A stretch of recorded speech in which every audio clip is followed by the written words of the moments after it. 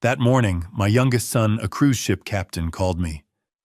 "Dad, is my sister-in-law home? I just saw her board my ship. I checked her passport myself. It's definitely her." I froze. Upstairs, I heard the shower running, then footsteps. My daughter-in-law appeared at the top of the stairs, hair wet, smiling down at me. My heart stopped. If my daughter-in-law was standing right here, then who did my son just see on that ship? "Hello, thank you for being here." If that opening gave you chills, the truth is darker. Like, subscribe and comment where you're from. Take care of your health wherever you are. Note: this is a fictional story, not real events, but the lessons learned are deeply meaningful. Any similarities are coincidental. Let's uncover what happened. My younger son called me that morning while I stood at the kitchen sink, hands deep in soapy water, watching the November sun paint gold across the harbor.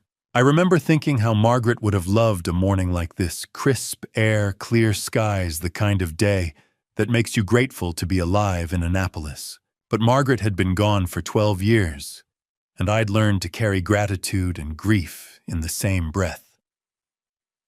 "Dad." Cameron's voice came through the phone speaker, tinny but urgent, and he always called me Dad, never Pop or Father, just Dad, steady and sure, the way he'd captained ships since he was 24. I wiped my hands on the dish towel, the blue one with little sailboats that Noah had picked out last Christmas. My grandson had good taste for a 7-year-old. "Cameron, aren't you supposed to be halfway to Nassau by now?" "We're docked in Miami for crew rotation," he said. There was something in his voice, a hesitation I didn't recognize. Cameron didn't hesitate. He made decisions in storms that would have paralyzed most men. "Dad, I need to ask you something, and I need you to stay calm." I set down the coffee mug I'd been washing, Michael's favorite, the one that said, "World's okayest son, a Father's Day gag gift from 3 years back." My oldest boy had a sense of humor, dry as Chesapeake Bay sand. "What's wrong?" "Nothing's wrong exactly. It's just..."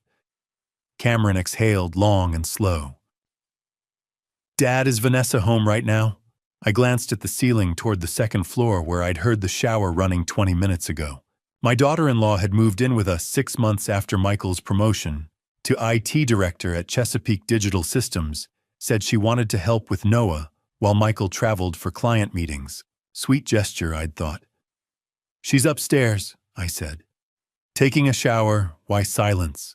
Not the comfortable kind we sometimes shared on Sunday phone calls, but the heavy kind, loaded with unspoken words." "Cameron." "Dad, that's not possible." His voice dropped lower, nearly a whisper. "I'm looking at Vanessa right now. She's on my ship." The dish towel slipped from my hand. "What are you talking about? MS Ocean Majesty, Dad. I saw her passport myself when she boarded yesterday at Port of Miami boarding gate C. I processed her check-in personally, suite 1204 premium deck. I thought it was weird she didn't mention visiting, but I figured maybe she wanted to surprise Michael for your anniversary or something." He paused. 20 minutes ago, I saw her on the promenade deck, level 7. She was wearing a white sundress, talking to some man I didn't recognize. I called out to her, but she didn't hear me, too much wind.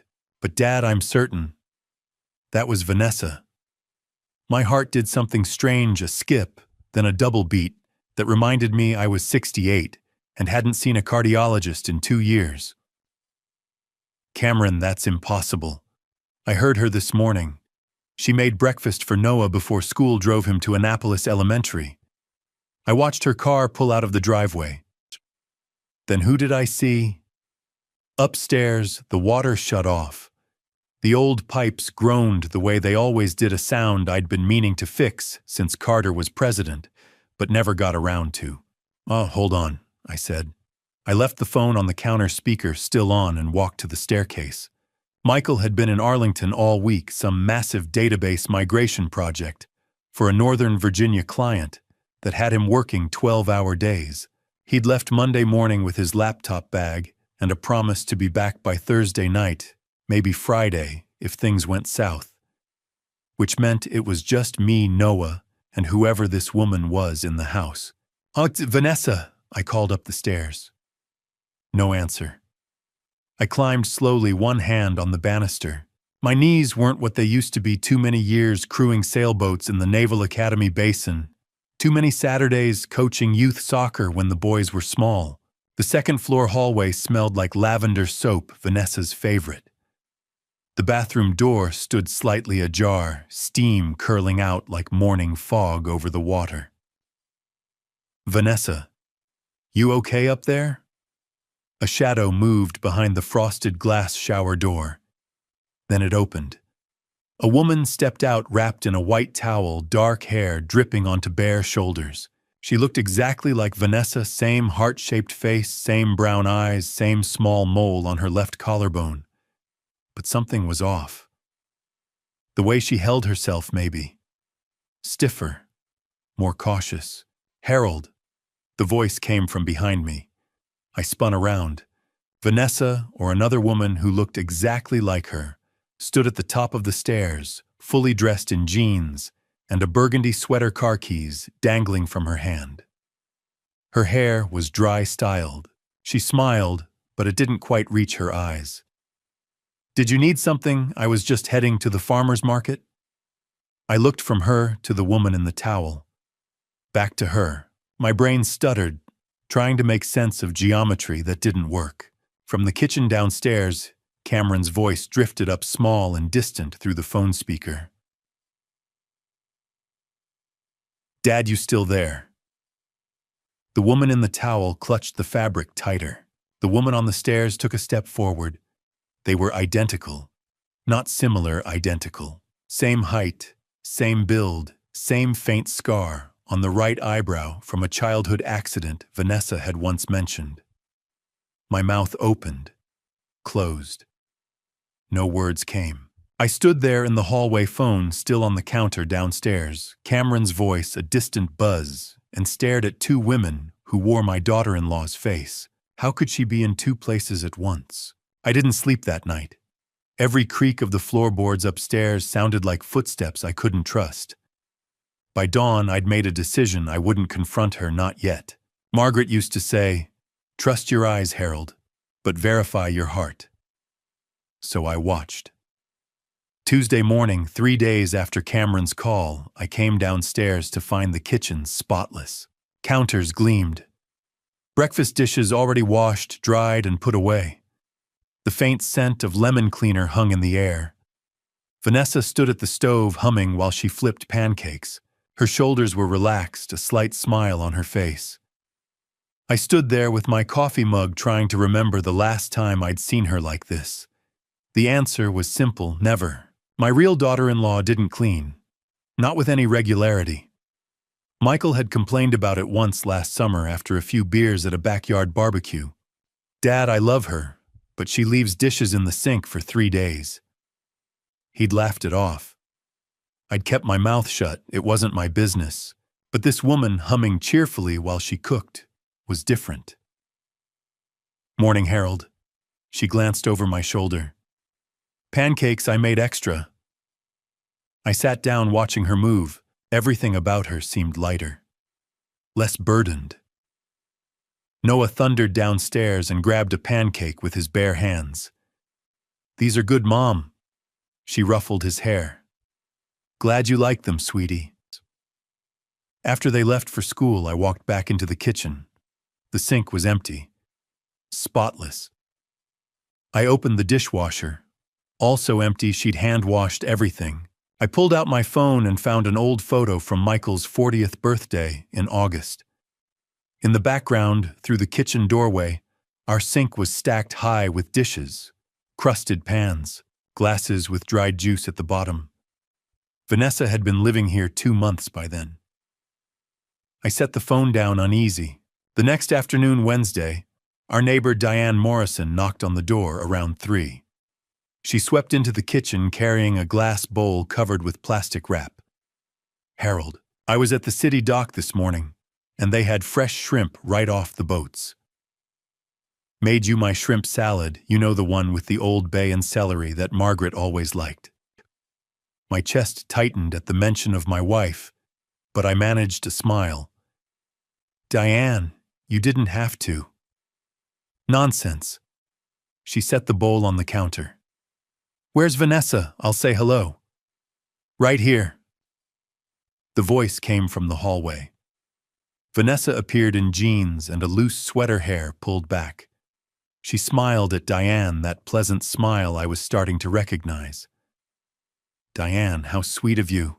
Chaque just being neighborly. Diane pulled off the plastic wrap. Fresh Chesapeake Bay shrimp. Don't let it sit too long, tastes best today. The smell hit me immediately, that briny sweetness mixed with mayonnaise and seasoning. It looks delicious, Vanessa said. We'll try some. Diane grabbed a sleeve of crackers from my pantry and set them out. Harold, get some plates. I moved on autopilot, pulling down 3 small plates while Diane scooped generous portions of the pink, chunky salad. She handed one to Vanessa, one to me, then took her own and settled into a chair at the kitchen table. Go on, Diane urged. Tell me what you think. Vanessa picked up a cracker, scooped up some of the shrimp salad, and brought it to her mouth. My hand froze on my own plate. She chewed, swallowed, smiled. Oh, Diane, this is wonderful. Is that dill I taste? Just a pinch. Diane beamed. And a little lemon juice, my mother's recipe. Vanessa took another cracker, another bite, then another. I couldn't move, couldn't breathe. Last 4th of July. Joseph Novak's bakery parking lot. Kids running around with sparklers, American flags everywhere. Someone had brought a platter of crab cakes, fresh blue crab from the bay. Vanessa had taken one bite, just one. Within 3 minutes, her face had started to swell. Her throat had closed up so fast that Michael had to jam the EpiPen into her thigh right there while I called 911. We'd spent hours at Anne Arundel Medical Center while they monitored her breathing, pumped her full of medication. The doctor had been clear, severe shellfish allergy. Any exposure to shrimp, crab, or lobster could trigger anaphylaxis. She needs to avoid it completely. But now, this woman sat at my kitchen table eating shrimp salad with Diane Morrison chatting about recipes like it was the most natural thing in the world. No swelling, no hives, no frantic reaching for medication. Nothing. Harold, Diane's voice broke through. You haven't touched yours. Is something wrong? No, I cleared my throat. Just remembering something. It's wonderful, Diane. Thank you. She stayed another 20 minutes chatting about the Maritime Festival coming up in December. Vanessa laughed at all the right moments, asked thoughtful questions, played the part perfectly. When Diane finally left, I stood at the kitchen counter staring at the bowl of shrimp salad. My hands were shaking. That evening, Noah came down for dinner in his Orioles jersey. He looked at Vanessa and tilted his head. Grandpa. Yeah, buddy.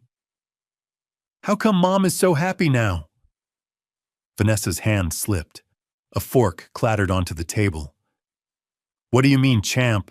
Noah scrunched up his face. She's been singing a lot, and she smells different, like Grandpa's soap instead of the purple flowers. Lavender, I said quietly. Your mom used to wear lavender perfume. Vanessa laughed too quickly. I ran out, sweetheart. I'll pick up more this weekend. Noah nodded, satisfied. Michael finally came home around 9 that night.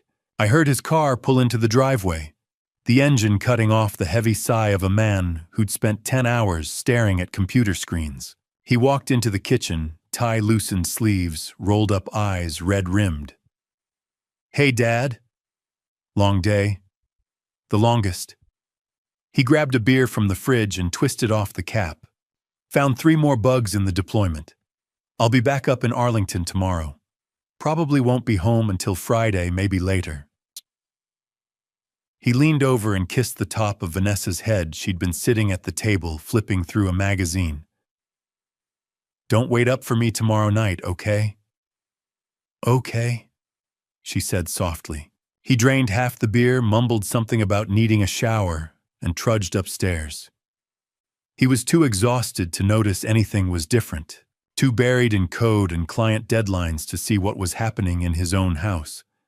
That night, I sat in my study with the door locked, pulled out the leather notebook Margaret had given me 30 years ago. I clicked open my pen. Day 1, Tuesday, November 7th, kitchen spotless.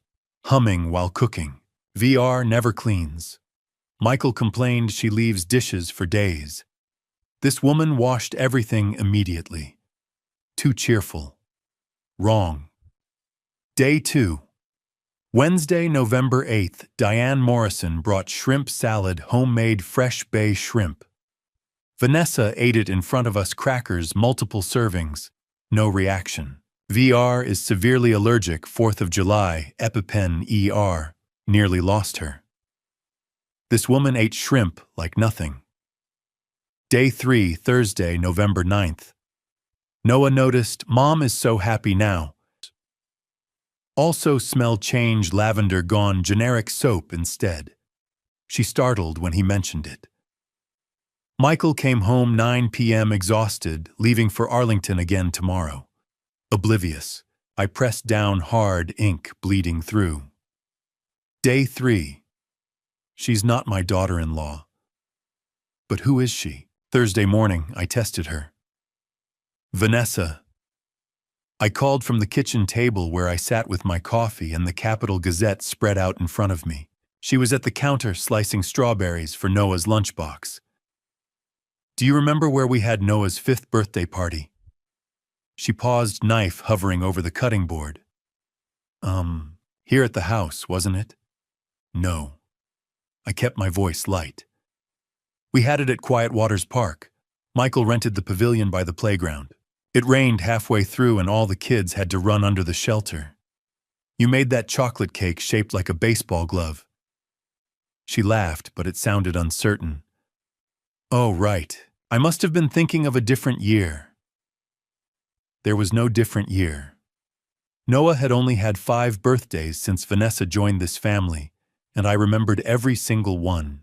I folded the newspaper. I'm heading out for a bit. Need anything from town? No, I'm good. Thanks, Harold. I grabbed my jacket and left before she could ask where I was going. Main Street Bakery sat 3 blocks from the house, a narrow brick storefront with a hand-painted sign and the smell of yeast and sugar drifting out every time the door opened. Joseph Novak had run it for 20 years, a solid, no-nonsense guy with flour permanently dusted on his forearms. The bell chimed when I walked in. Joseph looked up from behind the counter and broke into a smile. Harold, let me guess, 2 croissants and a cinnamon raisin bagel. You know me too well. I leaned against the counter while he pulled out a paper bag. Hey, Joseph, can I ask you something? Sure thing. He started loading the bag. Have you noticed anything different about Vanessa lately? His hands slowed. He glanced toward the back of the shop, where his assistant was pulling a tray of muffins from the oven, then lowered his voice. You know I have, actually. He sealed the bag and pushed it across the counter. She used to come in every Saturday morning like clockwork. Always ordered 2 cinnamon rolls, said they were Michael's favorite. She'd chat about Noah's soccer games, ask about my daughter at community college. Real friendly. And now, started maybe 6 months ago. She still comes in, but it's different. Doesn't make eye contact. Orders whatever's closest to the register. Last week she walked right past me without saying hello, like she didn't recognize me. He shrugged. I figured maybe she and Michael were having problems. What about her husband? I asked. Has Michael noticed any of this? Joseph shrugged, wiping down the counter. Michael Harold, I see that boy maybe once a week if I'm lucky. He's always traveling Arlington, Baltimore, somewhere up north for that tech company. Works himself half to death. He shook his head. Poor guy's probably too tired to notice much when he is home. You know how it is with these IT jobs. I did. And Joseph was right. 6 months. The same timeline Cameron had mentioned when she'd started seeming distant, distracted. Thanks, Joseph. I paid for the bag and left. The Annapolis Farmers Market sprawled across the parking lot behind the Pip Moyer Recreation Center every Saturday, but on weekdays, a handful of permanent vendors set up smaller stands. I found Joyce Lawson at her usual spot near the entrance, arranging heirloom tomatoes in neat pyramids. Morning, Joyce. Harold. She straightened up, wiping her hands on her apron. Haven't seen you in a while. How's that grandson of yours? Growing like a weed. I picked up a tomato, turned it over in my hand. Joyce, I wanted to ask, have you noticed anything odd about Vanessa? Her smile faded. Funny you should mention that. Why? She came by last week. I called out to her, "Good morning, Vanessa." And she just stared at me. Blank face, like she had no idea who I was. Finally, she smiled and said, "Oh, hi, real quiet," and grabbed the first bag of snap peas she saw without even checking if they were fresh. Joyce shook her head. Vanessa always used to spend 10 minutes picking through the tomatoes, asking about the heirlooms. She knew her produce. But last week, different person. How long has she been acting like this? 6 months, maybe little things at first. Forgetting our conversations from the week before. Then she stopped coming as often. When she does show up, she's in and out in 5 minutes. I bought a bag of apples I didn't need and walked home slowly, mind churning. Diane Morrison was sitting on my front porch. When I got back, a Tupperware container balanced on her lap. Harold, I brought you some of that apple crisp I promised. She stood up, smoothing her cardigan. Is Vanessa home? I wanted to say hello. She's inside. I unlocked the door and let her in. Diane, can I ask you something? Of course. You mentioned yesterday that Vanessa seems different. Can you elaborate? Diane set the container on the counter and turned to face me, her expression thoughtful. She's kinder now, actually. More attentive, but... She hesitated. Last week I mentioned Margaret's favorite flowers, those purple irises she used to plant every spring along the fence. Vanessa looked at me like I was speaking another language. Had to remind her what they were called. Diane's brow furrowed. Margaret talked about those flowers all the time, Harold. Vanessa should have remembered. Does Michael see much of her these days? I asked carefully. Diane pursed her lips. Not really. He's gone so often, 3-4 days a week. When he is home, he's exhausted. I saw him last Saturday morning getting into his car with his laptop. Even works on weekends now. She sighed. That promotion's been hard on him. I nodded slowly. It had been. My chest tightened. Thanks, Diane. After she left, I climbed the stairs to the second floor, walked past Noah's room, superhero posters on the walls, Lego sets scattered across the floor, and stopped at the door to my bedroom. Margaret's jewelry box sat on my dresser, where it had been for 12 years. Dark cherry wood brass hinges a tiny key I kept in the drawer beneath it. I'd opened it maybe twice since she passed, once to let Vanessa borrow a bracelet for a wedding, once to show Noah a picture of his grandmother wearing her pearls. I unlocked it now. Lifted the lid. The top tray was empty except for a pair of cheap earrings Margaret had bought at a craft fair decades ago. I lifted the tray out. The bottom compartment was empty too. My hands started shaking. Margaret's engagement ring, 1.5 carat diamond, set in white gold, the ring I'd saved for 6 months to buy, when I was 23 gone. The Akoya pearl necklace I'd given her for our 25th anniversary, 18 inches of perfectly matched pearls that had cost me a month's salary gone. The Omega Seamaster watch that had belonged to my grandfather, solid gold, engraved with his initials on the back gone. I sank onto the edge of the bed, the empty box in my hands. The ring alone was worth $15,000. The necklace, $25,000. The watch at least $12,000, maybe more to a collector. I thought of the small diamond watch Margaret used to wear on special occasions, the one with the sapphires around the face her mother had given her. I checked the drawer where she'd kept it. Also gone. $65,000. Maybe more. All of it gone. I sat there for a long time, staring at the empty velvet lining, trying to remember the last time I'd seen any of it. There had been a family photo last Christmas. Michael had insisted on getting everyone together for a portrait. Had Vanessa been wearing the pearls, then I couldn't remember. Couldn't think straight. Downstairs, I heard the front door open. Vanessa's voice calling up, "Harold, I'm taking Noah to his soccer practice. We'll be back around 5. The door closed again, car engine starting, pulling away. I looked down at the empty box in my trembling hands. She's stealing from us. But why and who is helping her? I needed advice. Or maybe I just needed someone to tell me I wasn't losing my mind. That afternoon, I drove down to City Dock Coffee, a small place right on the waterfront, with outdoor tables that looked out over the harbor. Sailboats bobbed at their moorings. Tourists wandered past with ice cream cones. It was the kind of peaceful scene that felt completely at odds with the chaos in my head. Vernon Nash was already there, sitting at our usual table with a mug of black coffee and the day's crossword half finished. He looked up when I approached and immediately set down his pen. "You look terrible," he said. "Thanks."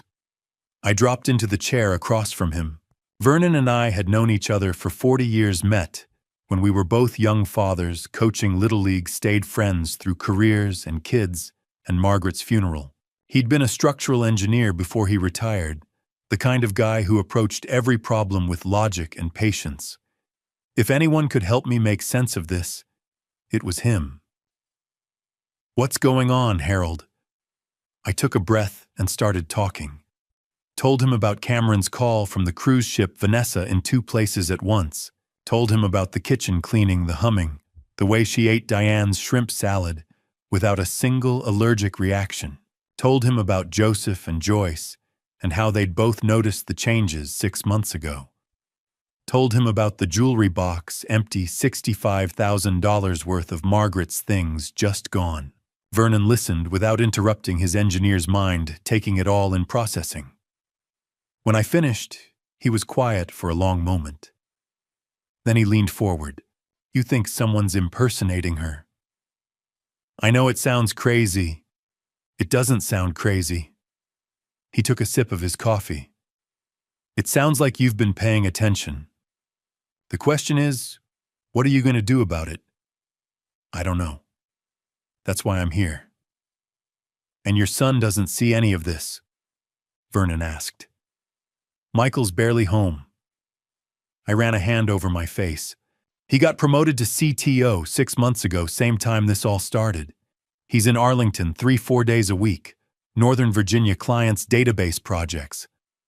When he is home, he comes in at 9 or 10 at night, eats dinner standing up, and falls asleep in front of his laptop.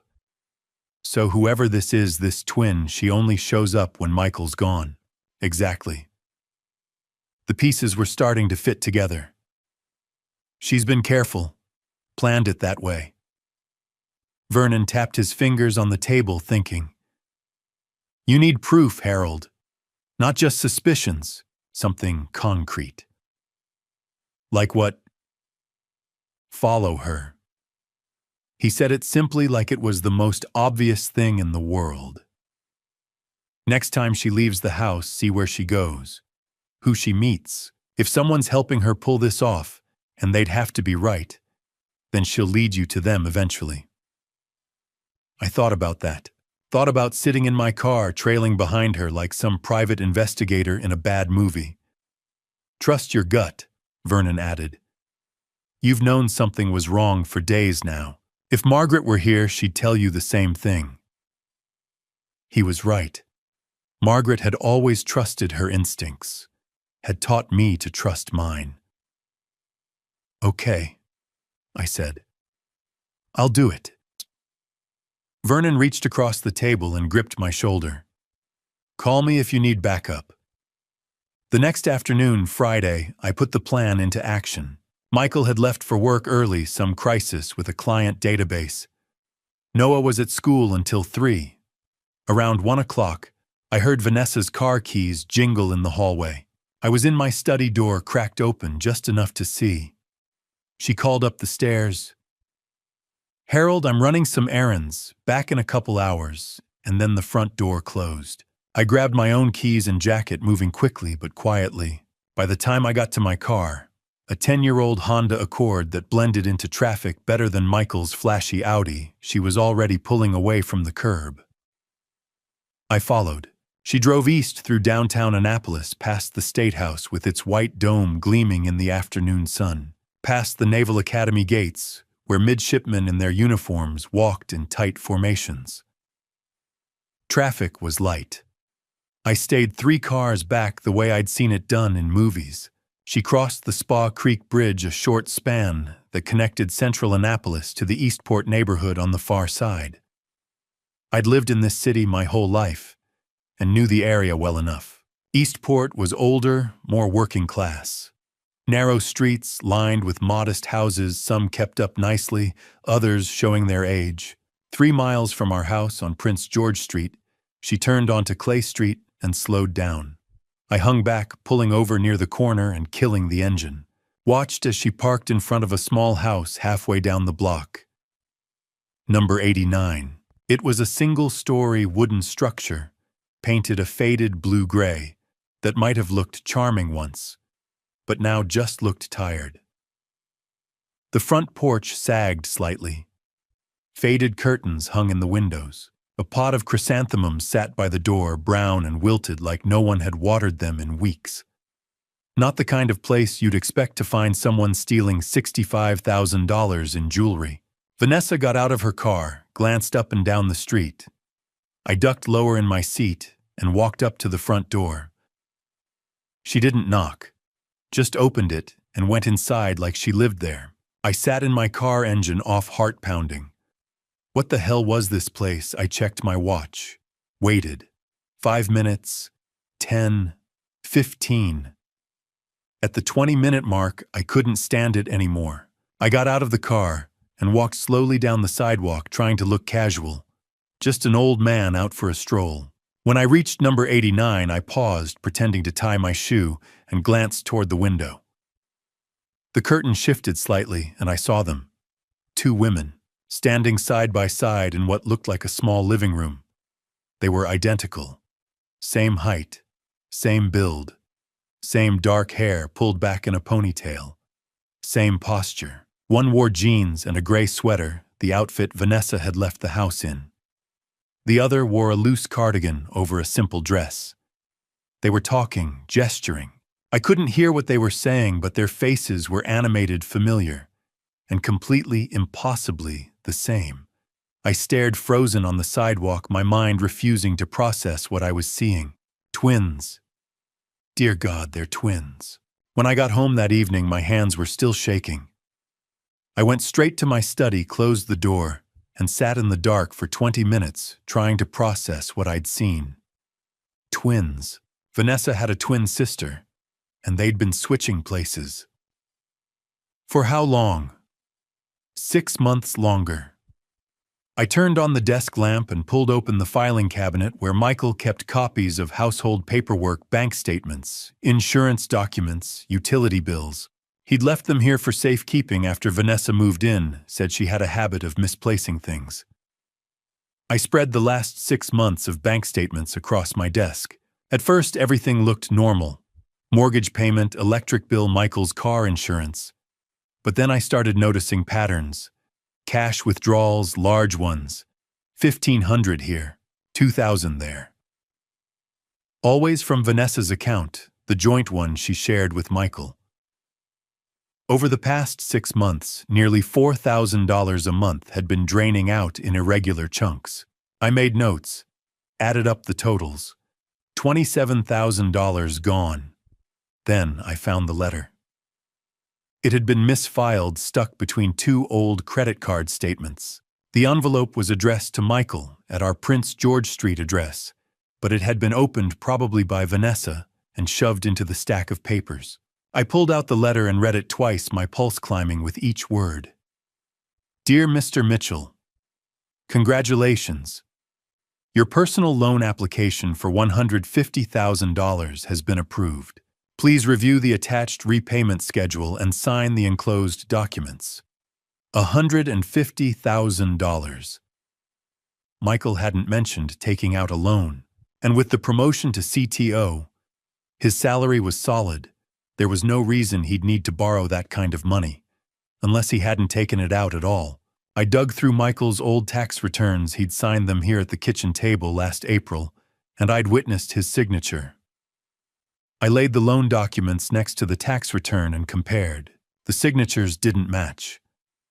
Michael's real signature had a distinctive loop in the M, a sharp angle on the final stroke. The signature on the loan paperwork was close, but the M was rounder, the angle softer. Someone had practiced it, gotten it mostly right, but not quite perfect. Forged. I sat back in my chair, the letter trembling in my hands. She didn't just steal jewelry, she's stealing his identity. 3 days later, Monday afternoon, I drove back to Eastport. I'd spent the weekend wrestling with what to do. Confront Vanessa directly. Call the police. Tell Michael. Every option felt wrong, incomplete. I needed more information, needed to understand what I was dealing with before I blew up my son's life. So I went back to 89 Clay Street. The house looked the same, faded blue-gray paint, sagging porch, those dead chrysanthemums still sitting by the door. I parked across the street, took a breath, and walked up to the front door. Knocked. Footsteps inside. The door opened a crack, and a woman's face appeared. The same face I'd been looking at for the past 10 months, but different somehow. Softer. More uncertain. She was wearing an old gray cardigan frayed at the cuffs. No makeup. Hair pulled back in a simple ponytail. Can I help you? Her voice was quieter than Vanessa's, more tentative. My name is Harold Mitchell, I said. I'm Michael's father. I know about you and Vanessa. Her face went white. I don't... Please, I said. I'm not here to cause trouble. I just need to understand what's happening. She hesitated, then stepped back and opened the door wider. You should come in. The living room was small and cluttered but clean. A worn couch, a coffee table stacked with library books, a shelf full of medical textbooks. Everything looked second-hand, well used. She sat on the edge of the couch, hands twisted in her lap. How did you find me? I followed her, I said simply. Saw you both through the window. You're twins. She nodded, tears already forming in her eyes. Yes. What's your name? Olivia? Olivia Caldwell. And Vanessa is your sister. My twin sister. Her voice cracked. I'm so sorry. I didn't know she was lying to you, to anyone. She told me she just needed some time away, some freedom. She said her husband worked all the time and she felt trapped. When do you replace her? I asked. How often? Olivia wiped her eyes with the back of her hand. Only when her husband is traveling. Vanessa calls me the night before, tells me Michael will be gone for 2 or 3 days, and she needs me to stay at the house. Her voice was barely above a whisper. I usually arrive early in the morning after Michael leaves for the airport. I stay with you and Noah make meals, help with homework. Then the night before Michael comes home, Vanessa texts me and I leave. She's always back before he walks through the door. So Michael's never seen you? Never. Vanessa was very careful about that. She made sure our schedules never overlapped. Olivia looked down at her hands. I didn't think it was wrong. I thought I was just giving her a break, some time to herself. She was with another man, I said quietly. Olivia's face crumpled. I didn't know. How much is she paying you? Olivia looked down at her hands. $1,200, each time. Each time you pretend to be her. Yes. A door opened somewhere in the back of the house, and another woman appeared, younger, maybe late 20s, carrying a mug of tea. She froze when she saw me. Olivia, what's going on? Who is this? Laura, this is... Olivia's voice broke. This is Harold Mitchell, Michael's father. Laura set down the mug carefully, her expression shifting from confusion to understanding. You're the father-in-law? I am. Laura looked at Olivia, then back at me. She sat down next to Olivia and took her hand. I'm Laura Griffin, she said. Olivia's roommate. And before you judge her too harshly, you should know she's not doing this because she wants to.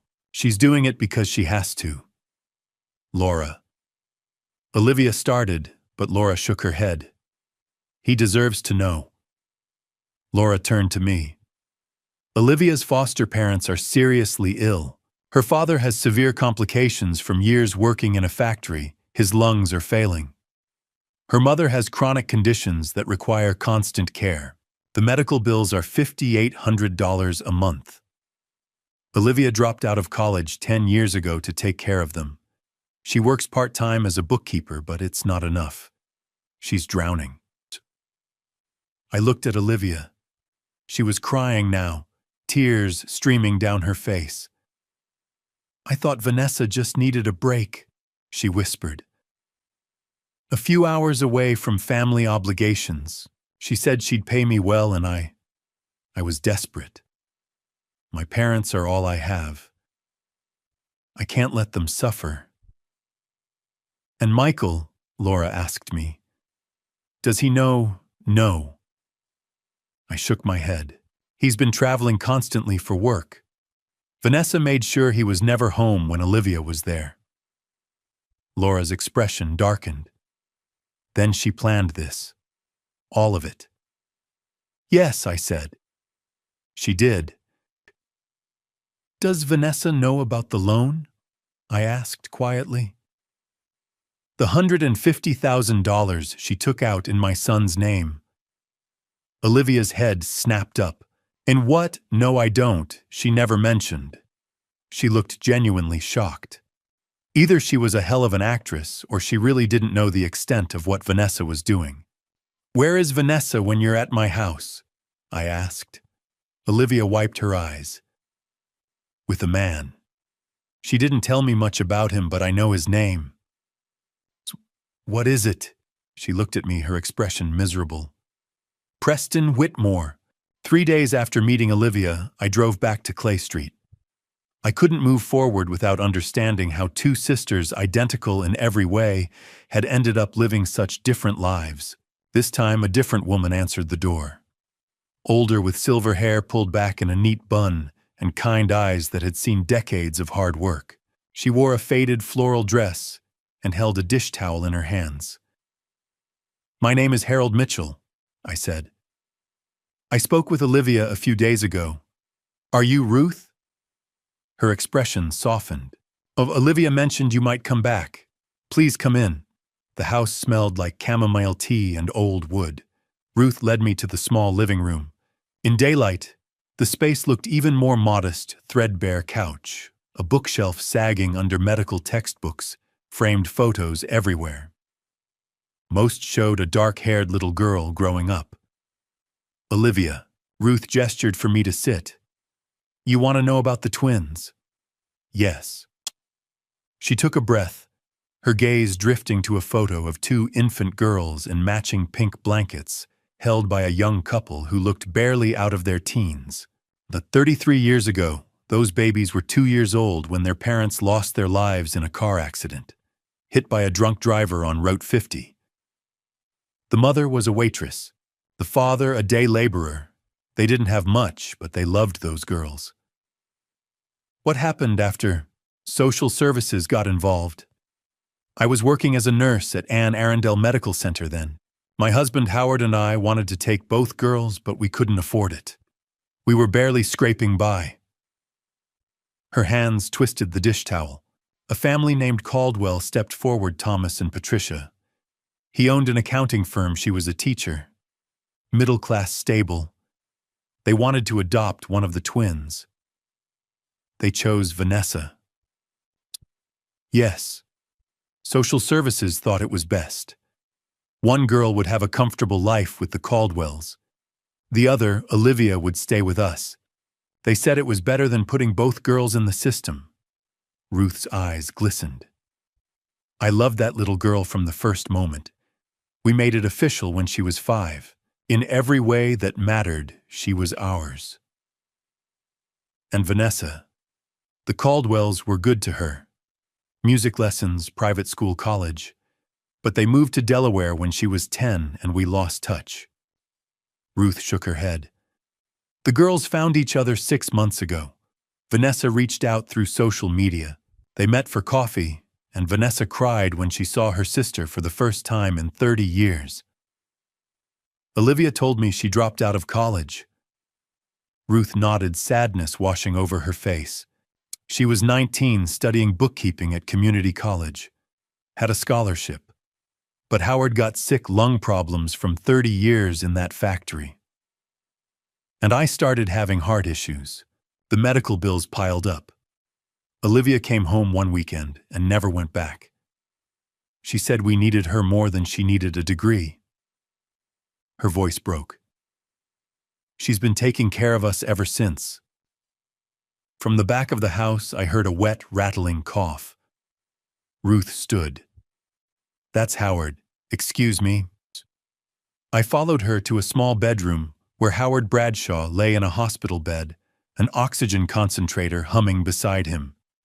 He looked thin, almost skeletal, his skin the color of old paper. Howard's eyes turned toward me. Who's that? This is Harold Mitchell, Ruth said gently. Olivia's friend. Olivia is the best thing that ever happened to us. She thought, another cough, wet and painful.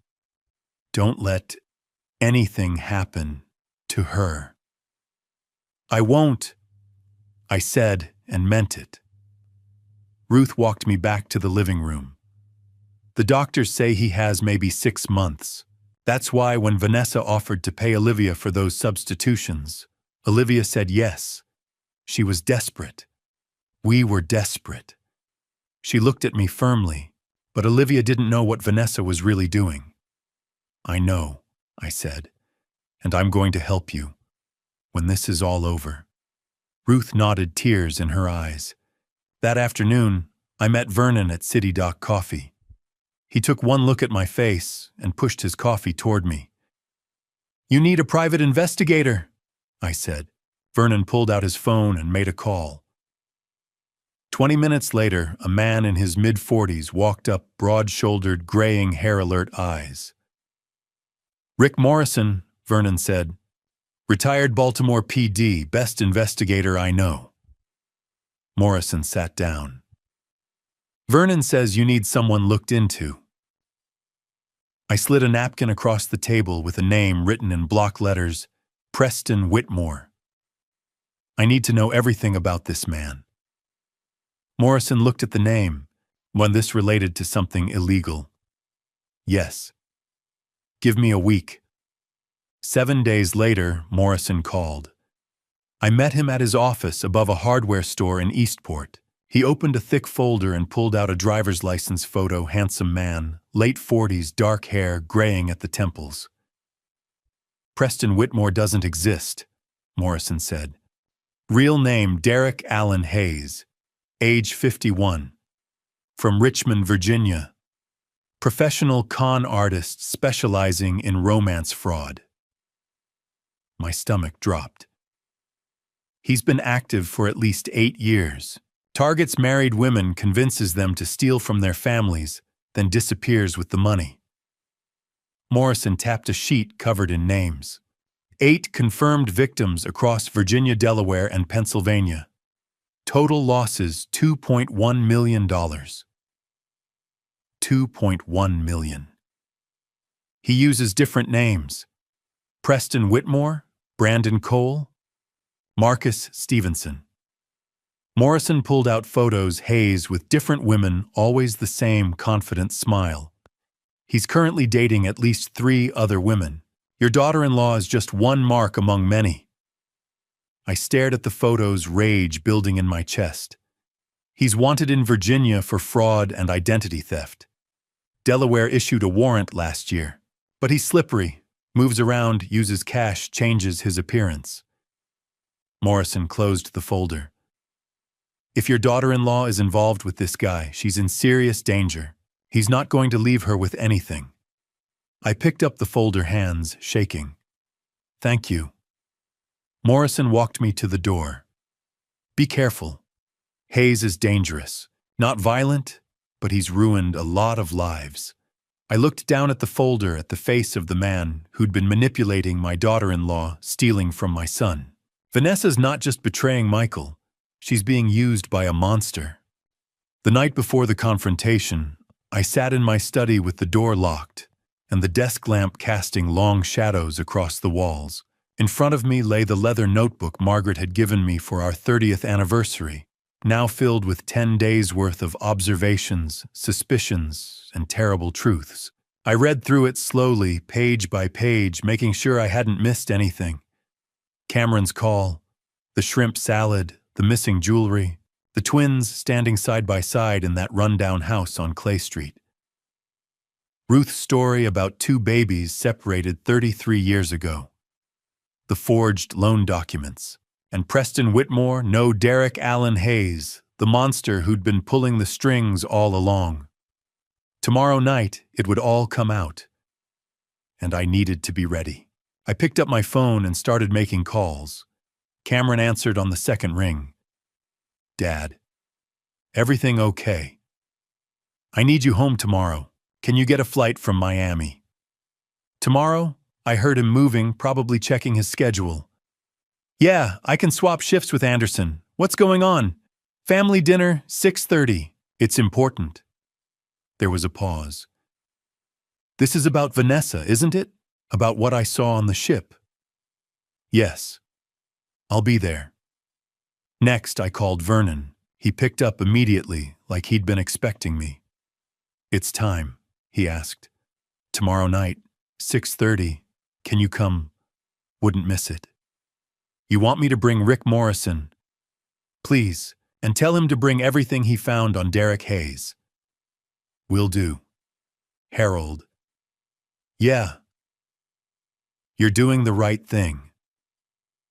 I hoped he was correct. The hardest call was to Olivia. She answered on the 4th ring, her voice tentative.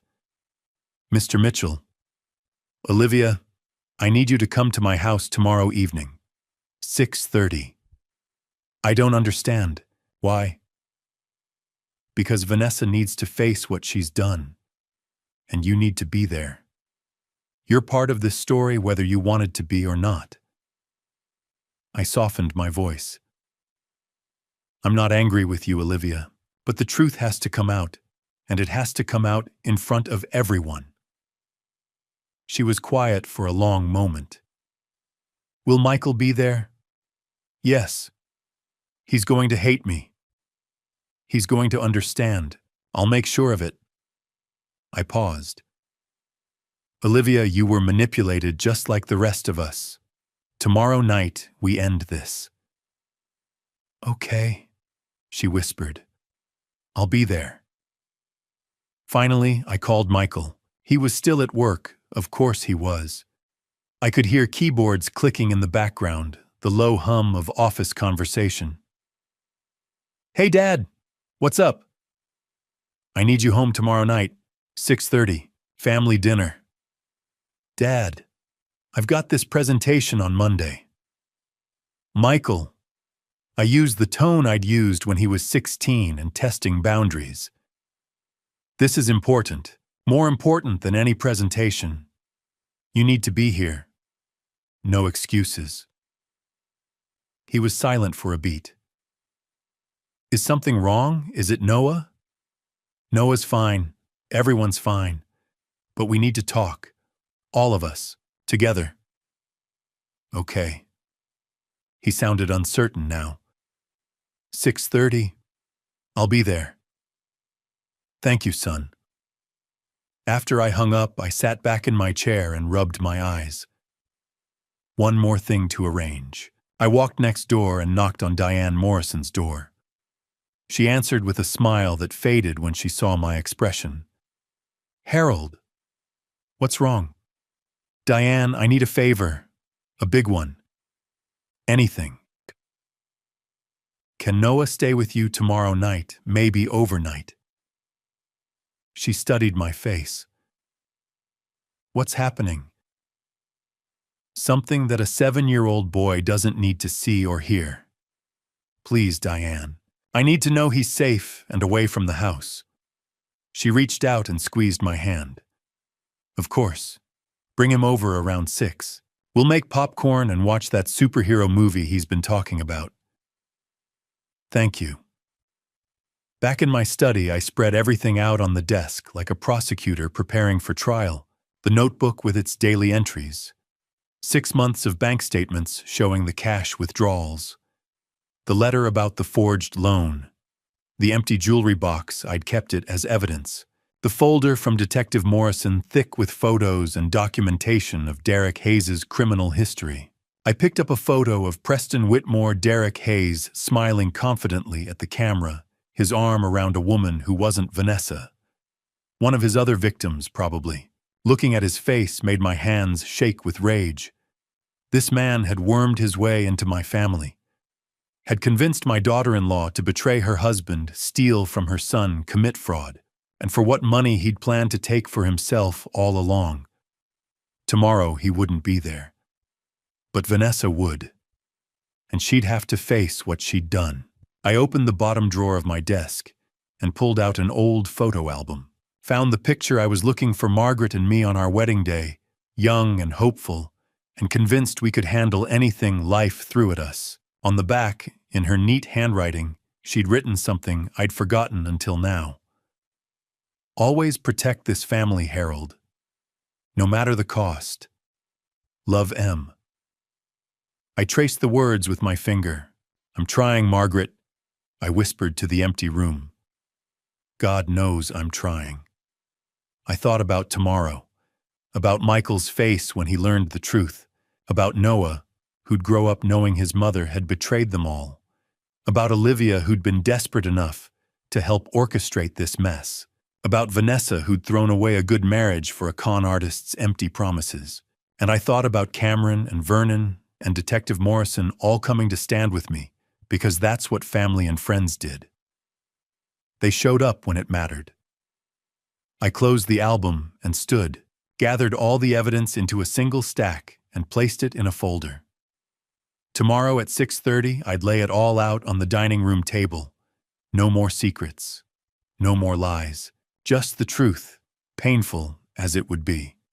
I picked up the framed photo from my desk, all of us together last Christmas. Michael, Vanessa, Noah, Cameron, and me. We'd looked happy. We'd looked like a family. Tomorrow we'd find out if we still were. I set the photo down gently and turned off the desk lamp. Tomorrow the truth comes out. The evening arrived cool and clear. I'd spent the afternoon setting up the dining room like a courtroom, chairs arranged around the table, documents stacked neatly at my place at the head. Everything had to be perfect. Everything had to be ready. At 6 o'clock, I walked Noah next door to Diane Morrison's house. He was excited about the sleepover, chattering about the superhero movie they were going to watch. He didn't notice the tension in my shoulders or the way my hands shook when I hugged him goodbye. "I be good for Mrs. Morrison," I said. "I will, Grandpa." He ran inside, already asking Diane if they had popcorn. Diane met my eyes over his head. "He'll be fine. You do what you need to do." I nodded and walked back to 247 Prince George Street. By 6:15, my heart was pounding so hard I could hear it in my ears. Michael arrived first. His Audi pulled into the driveway at exactly 6:17, and he came through the front door, still wearing his work clothes, slacks, button-down shirt with the sleeves rolled up, his Chesapeake Digital Systems badge still clipped to his belt. "Dad." He looked around the living room, noting the formal setup of the dining room visible through the doorway. "What's going on? Where's Noah?" "Noah's at Diane's for the night." His face shifted from confusion to concern. "Why, Dad, you're scaring me. What's this about?" Before I could answer, I heard a car door slam outside. Cameron, my younger son, came through the door carrying an overnight bag still in his cruise line uniform white shirt, with captain's epaulets, dark pants, his face tanned from months at sea. He dropped the bag and crossed the room in 3 strides, pulling me into a tight hug. "I'm here, Dad." Michael looked between us. "Samtritin. What are you doing here? I thought you were in the Caribbean." Swapped shifts. Cameron released me and turned to his brother. "Dad called. Said it was important." "Important." Michael's voice rose slightly. "What the hell is going on?" "Sit down, son," I said quietly. "Everyone will be here soon, and then I'll explain everything. Dr. Tuchin to everyone who's everyone." As if on cue, Vernon Nash's truck pulled up outside. He came in without knocking the way he'd done for 40 years and gave me a solemn nod. He took a seat in the corner of the living room. Hands folded in his lap, his engineer's mind already processing the scene. Michael looked at Vernon, then at me. "Dad." The doorbell rang. I opened it to find Detective Rick Morrison on the porch, a thick accordion folder tucked under his arm. He was dressed in a blazer and jeans, his detective's badge visible on his belt, even though he'd been retired for 3 years. "Mr. Mitchell." He shook my hand. "Thank you for coming." He stepped inside, his eyes sweeping the room with professional assessment, and took a seat near the door. He set the folder on his lap and waited. Michael was staring at Morrison now, his face pale. "Is that a detective, Dad? What the hell is happening? Is someone in trouble?" "Michael, please, just wait." At 6:25, the doorbell rang again. I opened it and found Olivia Caldwell standing on my porch.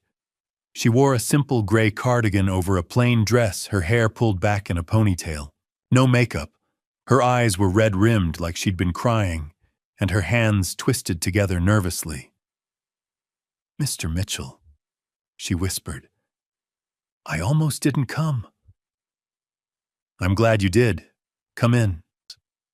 She stepped inside hesitantly, like she was walking into a lion's den. Michael had been pouring himself a glass of water in the kitchen. The glass slipped from his hands and shattered on the floor. "Vanessa." He stared at Olivia, his face a mask of confusion. She looked exactly like his wife, same height, same build, same face, but she was dressed differently, held herself differently, and there was something softer in her expression. Olivia started, but Michael wasn't listening. He turned toward the living room, and that's when he saw her. Vanessa. His real wife stood near the fireplace, wearing dark jeans and a burgundy sweater. She'd been there the whole time, watching from the shadows of the living room while I'd answered the door. Now she stepped forward into the light. Her face pale, her hands clenched at her sides. Michael looked from Olivia to Vanessa. Back to Olivia. Back to Vanessa. "What?" His voice cracked. "What the hell is this?" Cameron moved to his brother's side, one hand on Michael's shoulder. Mike, just breathe. There's two of them. Michael's voice was rising, panic creeping in. There's two Vanessas. Dad, what's happening? Am I losing my mind? You're not losing your mind, I said gently. Sit down. Please. Michael looked like he might refuse, but Cameron guided him to a chair at the dining room table. Cameron sat beside him, and Vernon moved from the corner to take a seat on Michael's other side. Morrison stayed near the door folder, still on his lap. Olivia took a seat at the far end of the table, as far from everyone as she could get. Vanessa remained standing by the fireplace, her arms wrapped around herself. Vanessa, I said. Sit down. She didn't move for a long moment. Then slowly she walked to the table and sat across from Michael. She wouldn't meet his eyes. The clock on the mantel read 6:28. Everyone was here. Everyone except Noah, safe at Diane's house, and Preston Whitmore, Derek Hayes, who had no idea what was about to happen. I looked around the table, at Michael still staring at the two identical women in disbelief, at Cameron, jaw set ready to support his brother through whatever came next, at Vernon, calm and steady as always, at Detective Morrison, professional and prepared, at Olivia, terrified and small in her chair, at Vanessa, whose face had gone from pale to gray. This was my family. Broken, maybe. Betrayed, certainly. But still my family. I stood at the head of the table, my hands resting on the stack of documents I'd prepared. The notebook, the bank statements, the loan papers, the jewelry box, the folder about Derek Hayes, the evidence of everything that had been stolen from us. Michael looked up at me, his eyes desperate. Dad, please, tell me what's going on. I took a deep breath and met his gaze. Thank you all for coming. Tonight we talk about truth. The clock struck 6:30. I stood at the head of the table, my hand resting on the leather notebook. The room was silent except for the ticking of the mantel clock and Michael's ragged breathing. 10 days ago, Cameron called me from Miami. He told me he'd seen Vanessa boarding his ship. But Vanessa was also here at the same time. I watched and noticed things, the way she cleaned, how she ate shrimp without an allergic reaction, how neighbors said she'd changed. Then I discovered Margaret's jewelry was missing, $65,000 worth. So I followed her. I pointed to Olivia, who sat with her head bowed, hands clenched in her lap. This is Olivia Caldwell, Vanessa's twin sister. The silence was suffocating. Then Michael exploded out of his chair. What, Dad? That's impossible. Vanessa doesn't have a sister. Sit down, Michael. No, this is insane. You're telling me my wife has a twin I never knew about, that she's been switching places. Cameron stood and put his hand on Michael's shoulder. Mike, look at them. Really look. Michael turned his eyes, moving from Vanessa to Olivia and back. I watched realization dawn as he took in the identical features, same height, same build. The only difference was their clothes and expressions, Vanessa rigid and defensive, Olivia small and terrified. No, Michael whispered. This can't be real. It's real, I said. Cameron, show him. Cameron pulled out his phone and showed photos, a woman in a white sundress on the ship's deck, a passport being scanned at the boarding gate. MS Ocean Majesty, 10 days ago. Boarding gate C-Suite 1204. I processed her check-in myself, Mike. I saw her passport with Vanessa's name. Later, I saw her on deck 7 with a man. Michael took the phone with shaking hands. But she was here. She made breakfast for Noah. He looked at me. You saw her that morning. I saw someone who looked like Vanessa, I said. But it wasn't her. It was Olivia. Michael turned slowly toward Olivia. Is this true? Olivia's eyes filled with tears. I'm so sorry, Michael. I never wanted to hurt anyone. I didn't even know you existed until 6 months ago. Answer the question, did you pretend to be my wife? Yes. The word came out as a sob. Vanessa contacted me 6 months ago. We'd been separated as babies. I didn't know I had a twin until she found me through social media. She told me about her life and asked for help. She said she needed time away, that life felt overwhelming. She offered to pay me $1,200 each time I stayed at your house and pretended to be her. Michael's face went white. $1,200. My foster parents are very ill. Medical bills are $5,800 a month. I work part-time as a bookkeeper, but it's not enough. I was desperate. Olivia pressed her hands over her face. When Vanessa offered to pay me, I said yes. I thought I was just giving her a break. I didn't know she was lying to everyone. I didn't know about you, about Noah. How could you not know? You were in my house. You saw my son. Horror dawned on his face. How many times did you pretend to be his mother? Maybe 20 times 30. Olivia was crying openly. Only when you were traveling. Vanessa would call the night before and tell me you'd be gone for a few days. I'd come after you left for the airport and stay until the night before you came home. Then I'd leave and Vanessa would come back. Michael turned to Vanessa. Is that true? You had her come when I was gone for work. Vanessa's jaw tightened, but she didn't answer. Answer me. Michael slammed his hand on the table. Did you do this? Vanessa lifted her head, eyes hard. Yes. The word fell like a stone. Michael staggered. Cameron caught his arm. Why? Michael's voice broke. Why would you do this? I loved you. We have a son. Why? Because I was suffocating. Vanessa's voice cracked. Do you know what it's like being stuck in this house with your father while you're off building your career?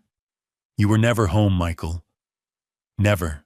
Always in Arlington or Baltimore working 12-hour days. I was alone. I was lonely. So you paid someone to replace you. Michael's voice was quiet, now deadly. You abandoned our son so you could... His face changed. The man Cameron saw you with on the ship. Who was he? Vanessa looked away. Who was he? The room held its breath. I stepped forward. His name is Preston Whitmore, or that's what he told Vanessa. I looked at my son, saw the devastation in his eyes. Michael, sit down. Please. There's more. More. Michael laughed hollow and broken. What more could there be? I met his eyes. The twin substitution was just the start. If that twin revelation just shocked you as much as it shocked me that night, type shocked below. I want to know you're still following along. Fair warning. The narrative ahead includes fictional details crafted for impact. If you'd rather not continue, now's your chance to step away. But trust me, the real breakdown is coming next. I reached under the table and pulled out the empty jewelry box. Set it down in front of Vanessa with a hollow thud. Vanessa, where is my late wife's jewelry? She stared at the box, but said nothing. I opened it, showing everyone the empty velvet lining. Margaret's engagement ring, 1.5 carat diamond set in white gold, worth $15,000. Gone. I looked up at Vanessa. The Akoya pearl necklace I gave her for our 25th anniversary, 18 inches of perfectly matched pearls, $25,000. Gone. My voice was steady, but my hands shook. My grandfather's Omega Seamaster watch, solid gold, 1968, $12,000. Gone. and Margaret's diamond watch with the sapphires her mother gave her. 13,000. Also gone. Michael was doing the math in his head. But that's $65,000. Yes. I closed the empty box. All of it sold. All of it gone. Vanessa. Michael turned to his wife, his voice barely a whisper. Did you take Grandma's jewelry? Vanessa's face had gone gray, but she didn't answer. I pulled out the bank statements next, spreading them across the table. These are from your joint account. Over the past 18 months, there have been irregular cash withdrawals and transfers. 1,500 here, 2,000 there. Always when Michael was traveling. I pointed to the highlighted totals. $95,000 withdrawn in small amounts, so no one would notice. Cameron leaned forward, staring at the numbers. She almost 100 grand. And that's not all. I pulled out the letter from the bank, the one that had been misfiled in Michael's paperwork. 3 months ago, someone took out a personal loan for $150,000 in Michael's name. Michael snatched the letter from my hands, reading it rapidly. His face went from white to red. This is impossible. I never applied for a loan. I don't need a loan. I know you didn't. I pulled out his old tax return and laid it next to the loan documents. Look at the signatures. Michael compared them, and I watched understanding dawn. This isn't my signature. The M is wrong, the angle. He looked up at Vanessa, and for the first time I saw real fury in my son's eyes. You forged my signature. Vanessa's hands were shaking now, clutching the edge of the table. Let me make sure I understand this correctly. Michael's voice was deadly calm. You stole my grandmother's jewelry. You drained our savings. And you took out a $150,000 loan in my name without telling me. He stood slowly. $310,000. Vanessa, how could you do this? Vanessa's voice cracked. I needed what? Michael's control was slipping. Needed to steal from your own family, from your son's future. What the hell did you need $300,000 for? Detective Morrison stood pulling the thick folder from his lap. I can answer that. All eyes turned to him. Morrison opened the folder and pulled out a driver's license photo, sliding it across the table to Vanessa. The man you've been seeing, Preston Whitmore. Do you recognize him? Vanessa stared at the photo, her face crumbling. Yes, that's Preston. His real name is Derek Allen Hayes. Morrison pulled out more documents. Age 51, from Richmond, Virginia. He's a professional con artist who specializes in what's called romance fraud. He targets married women, builds relationships with them, convinces them to steal money from their families, and then disappears with everything they've taken. The room went silent. Over the past 8 years, he's defrauded at least 8 women that we know of. Total losses across all victims approximately $2.1 million.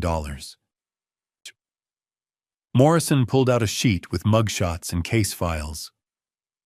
He's wanted in Virginia for fraud and identity theft. Delaware issued a warrant last year. Pennsylvania is building a case. He uses multiple aliases, Preston Whitmore, Brandon Cole, Marcus Stevenson, and he's very, very good at what he does. Vanessa was shaking her head. No, you're wrong. Preston isn't, he wouldn't. Vernon Nash stood and pulled out his phone. He'd been silent this whole time, but now he swiped through photos and held the screen out to Vanessa. These were taken last month by the investigator we hired. The photos showed Preston Derek with 3 different women, at a restaurant with a blonde, walking hand in hand with a redhead, kissing a brunette outside a hotel. He's dating multiple women simultaneously, Vernon said quietly. You're not his only target, Vanessa. You're not even his only current target. He's running the same scam on at least 3 other women right now. Vanessa stared at the photos, her face crumbling. The money you stole, Morrison continued. Where is it now? Vanessa's voice was barely audible. I gave it to Preston. He said he was investing it for us, for our future together. He said once we had enough, we could leave. Start over somewhere new. The Cayman Islands. He showed me brochures. He said, her voice broke. He lied. Morrison's voice was gentle but firm. The money's gone, Vanessa. He's already moved it offshore or spent it. You're never going to see it again. And once he has everything he can get from you, he'll disappear. That's what he does. That's what he's done to 8 other women before you. Michael sank back into his chair, his face in his hands. Cameron put an arm around his brother's shoulders. Olivia was crying silently in her corner. Vanessa stood suddenly, her chair scraping loudly against the floor. Everyone looked at her. You don't understand, she said, her voice shaking. Preston loves me. He told me he promised. She looked around the table, desperately seeking someone who would believe her. You're all wrong. He loves me. He's not using me. We have plans, real plans. Vanessa, I said gently. He's a criminal. Everything he told you was a lie. No. She shook her head violently. You don't know him. You don't know what we have together. The denial in her voice was heartbreaking. Vanessa braced both hands on the edge of the table, knuckles bone white. Her face was pale under the chandelier light, breath coming in short gasps. She lifted her head and swept her gaze around the circle of faces closing in on her Michael, Cameron, Vernon, Detective, Morrison, Olivia. Then she opened her mouth, voice hoarse. You all think you know everything. I stood still at the head of the table, both hands resting on the brown leather notebook and the stack of papers. Said nothing. Let the silence do the work. Michael leaned forward in his chair, fists clenched on his knees.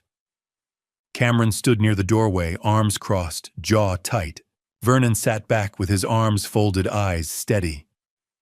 Detective Morrison kept one hand on the file folder in front of him, ready. Olivia had her face buried in her hands, shoulders shaking. Vanessa straightened, and something shifted in her expression, desperation giving way to defiance. Fine, she said, in voice rising. You want the truth? Here it is. She looked straight at me, then at Michael. Yes, I took the money. Yes, Preston and I were planning to leave the country. We had it all worked out, a new life in the Cayman Islands. Michael's face went white. Cameron's jaw dropped. Vernon didn't move, but I saw his eyes narrow. Vanessa kept going, words tumbling out now fast and bitter. Preston found us a villa, oceanfront, 3 bedrooms, private beach. He showed me the photos, white sand, turquoise water, palm trees. He said we'd have a yacht. We'd sail the Caribbean. No more pretending, no more sneaking around. No more living in a house that smells like someone else's dead mother. I felt the words like a slap.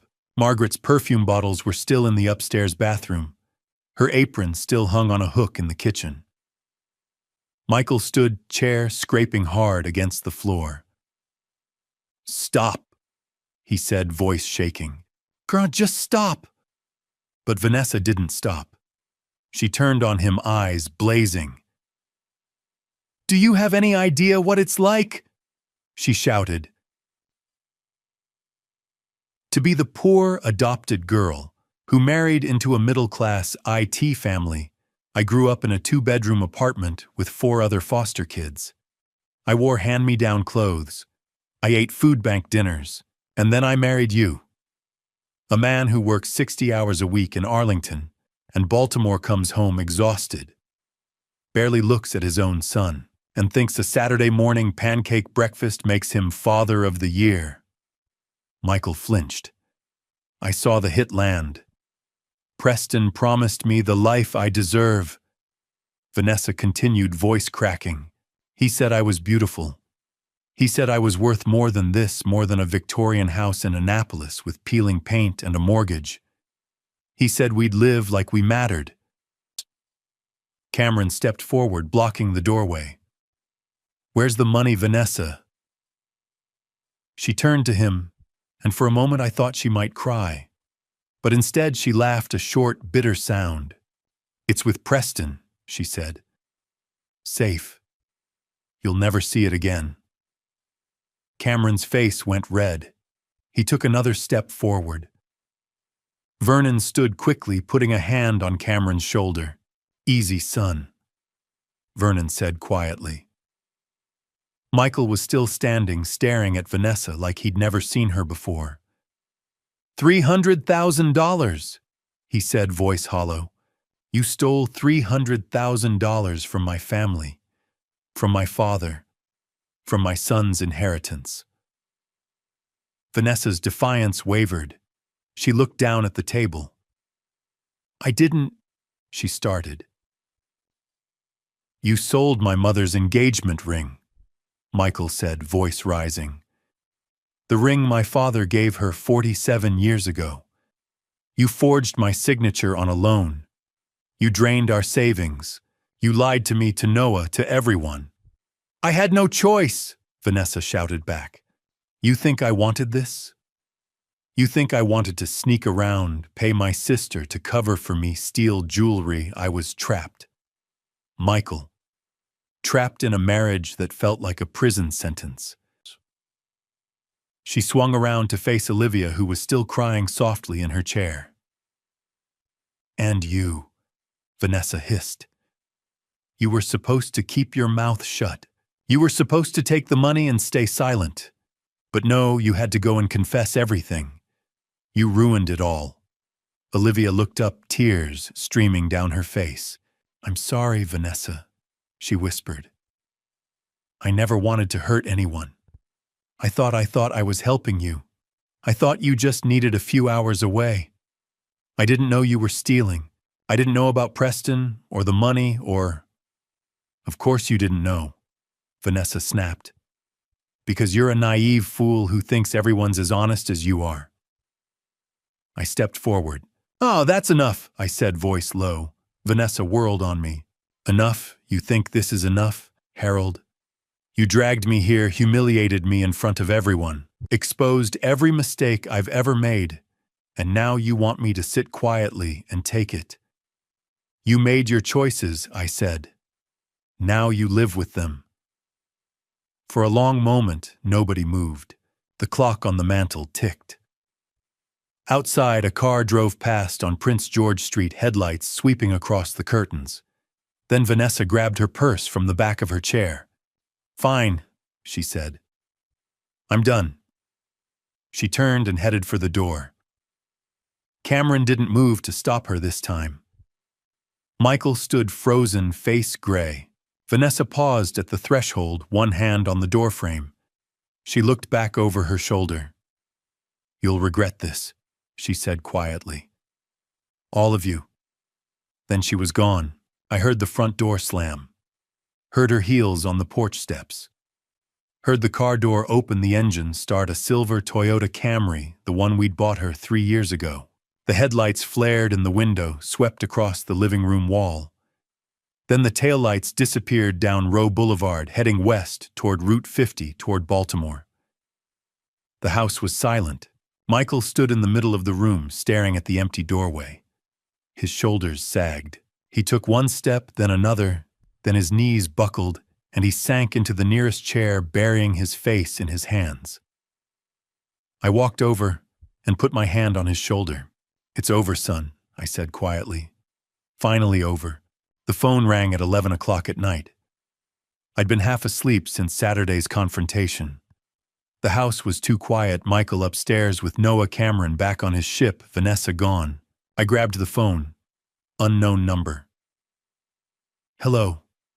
Silence. Then a hoarse voice. Harold, I need help. Vanessa. I sat up, switched on the lamp. Where are you? Baltimore, a motel off Route 40. Her voice cracked. I didn't know who else to call. I pressed the phone to my ear. What happened? Traffic noise in the background. A long pause. Then the words came fast. I contacted Preston after I left. He told me to meet him at the Marriott downtown Inner Harbor. He said everything was ready. The villa, the bank account, new passports. He walked me through transferring the money into a joint offshore account. Almost $300,000, Harold. Everything I had left. My hand tightened on the phone. This morning I woke up and he was gone. She continued, voice breaking. Hotel room empty. His bags, phone, everything gone. I checked the account and it was cleaned out. Zero. I tried calling and the numbers disconnected. He took everything. I heard her crying, quiet, broken. He used me exactly the way I used Michael, she whispered. And now I have nothing. No money, no Preston, no plan. I'm in a $20 motel with $40 and nowhere to go. I walked to the window, looked out at the dark street. Come back, Vanessa. I can't. Michael hates me. You all... We'll call the FBI, I interrupted. Preston Derek Hayes, he's wanted. If you cooperate, help them catch him, they'll reduce your charges. But you have to do this right. Long silence. Okay, she said quietly. Good. Call me when you're close. I hung up. Across the hall, Michael stood in his doorway, arms crossed. She's coming back. 2 days, I said, and we're calling the FBI. Thursday afternoon, Vanessa pulled up in front of the house. She looked terrible, dark circles, wrinkled clothes, hair, and a messy ponytail. I met her at the door, nodded toward the living room. My agent's already here. FBI Special Agent Sarah Brooks sat on the couch, late 30s, short brown hair, sharp eyes, dark blazer. She stood, extended her hand. Ms. Caldwell, Agent Brooks, Economic Crimes Unit. Thank you for coming. Vanessa sat. I took the armchair.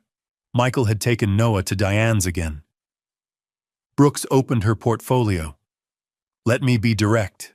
You're facing federal charges, fraud, theft, forgery, years in prison, hundreds of thousands in restitution. But if you cooperate fully, testify, provide records, help us catch Derek Hayes, we can work with the prosecutor. Reduced sentence, probation, maybe house arrest. You need to give us everything. Vanessa pulled a manila envelope from her purse. Wire transfer confirmations, hotel receipts, message screenshots, the account number he gave me. Everything. Brooks took it, flipped through, nodded. Good start. She laid 3 photos on the table, surveillance shots of Preston with different women.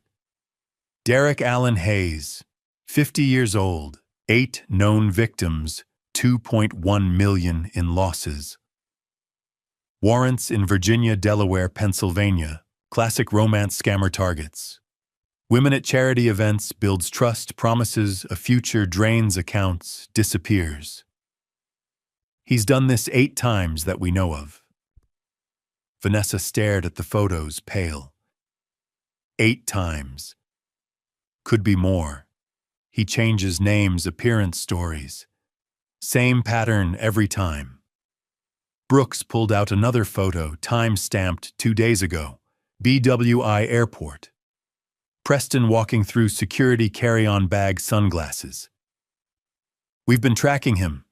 He made a mistake, used a credit card linked to an old alias. Bought a plane ticket. Vanessa leaned forward. Where? Brooks looked at her steadily. He booked a flight out of BWI tomorrow morning, 6:30. Destination Grand Cayman. The room went silent. Vanessa stared at the photo, jaw clenched, eyes wet. That was supposed to be our flight, she whispered. He said he loved me. Brooks closed the file, stood. He lied, just like he lied to 7 women before you. She tucked the file under her arm. But here's the good news, Miss Caldwell. She looked at Vanessa, then at me. We'll be waiting for him. 4 days after our meeting with the FBI, Michael and I sat in Agent Sarah Brooks's office at the Baltimore field office. Brooks opened a manila folder, pulled out a printout. Vanessa's cooperation has been invaluable, she said. Full documentation, wire transfers, hotel receipts, phone records. She gave us Preston's patterns, the aliases he uses, how he moves money. She slid the printout across the desk. Airline confirmation. Passenger name Preston J. Whitmore. Derek Allen Hayes booked a one-way ticket out of BWI, Brooks said. Tomorrow morning, 6:30, Grand Cayman. We're moving on him at the airport before he clears security. She looked at us. I'm inviting you both to be there as witnesses. You don't have to come, but I thought you might want to see this through. Michael looked at me. I nodded. We'll be there. The alarm went off at 4:30 the next morning. I'd barely slept, kept thinking about Margaret's empty jewelry box, the forged loan papers, Vanessa's voice. He took everything. Michael picked me up at 5.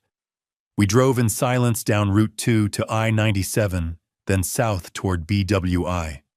The highway was nearly empty. The sky was still dark stars, fading. We met Agent Brooks at Terminal A departures at 5:30. She wore a navy windbreaker with FBI in yellow letters. 4 other agents stood nearby in plain clothes, earpieces, hands near their belts. He'll check in at Counter 12, Brooks said quietly. 6:15, American Airlines. We'll take him before security, clean and quick. She gestured to a seating area near the entrance. You two wait there. Don't approach, don't interfere. Just watch. Michael and I sat. The airport slowly woke up travelers with suitcases, families heading to counters, announcements overhead. I checked my watch. 6 o'clock. Michael sat forward, hands clasped between his knees. I keep thinking about Noah, he said quietly. How do I explain all this to him? One step at a time, I said.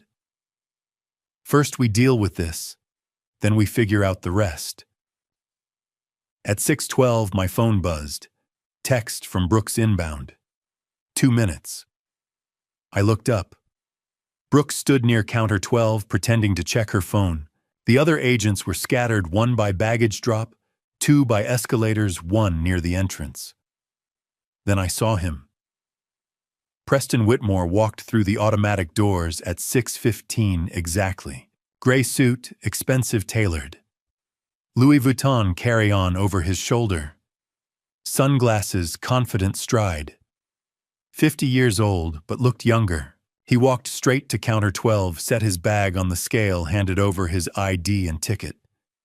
Michael went rigid beside me. That's him, he whispered.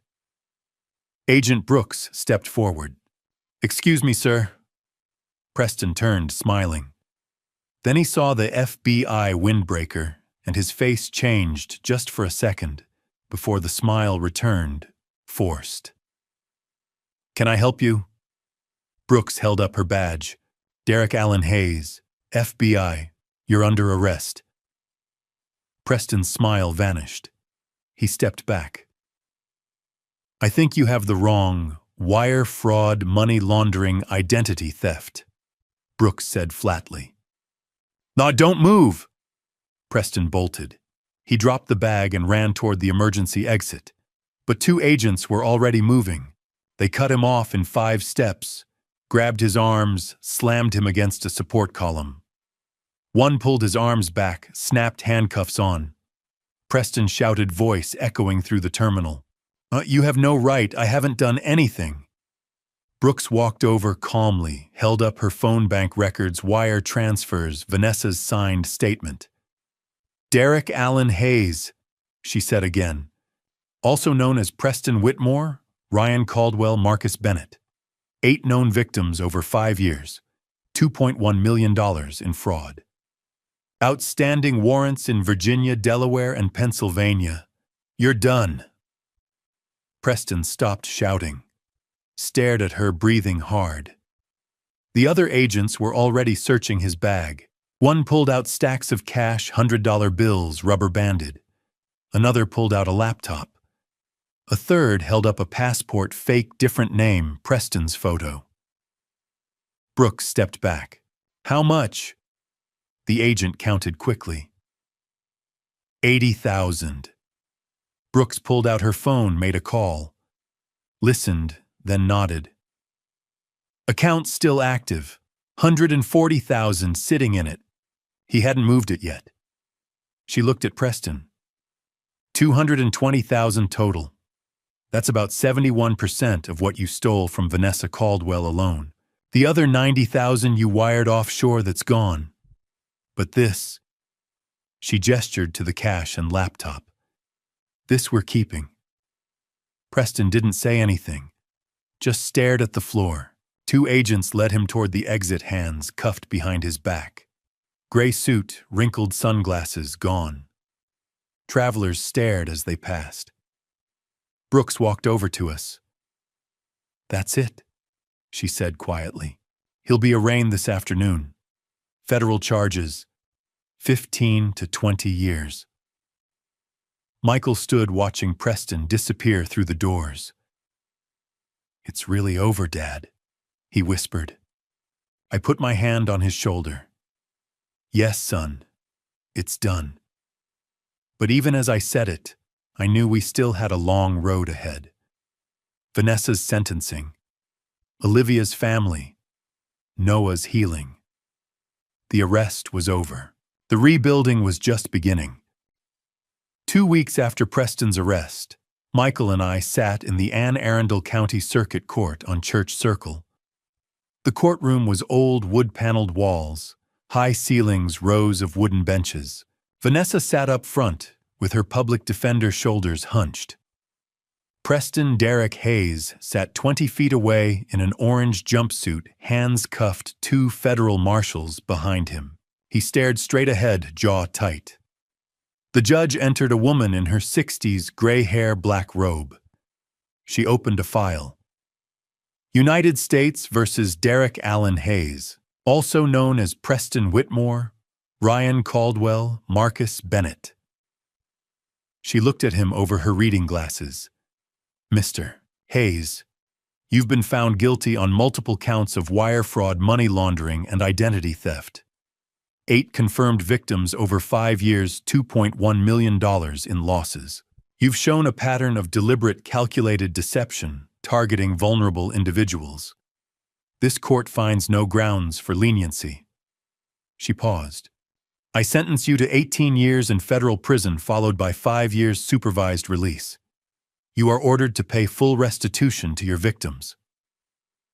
Preston didn't react, just kept staring forward. The judge turned to the next file. Commonwealth of Maryland versus Vanessa Marie Caldwell. Vanessa stood, legs shaking. Her lawyer steadied her elbow. Ms. Caldwell, you've pleaded guilty to theft, forgery, and conspiracy to commit fraud. You stole over $300,000 from your family.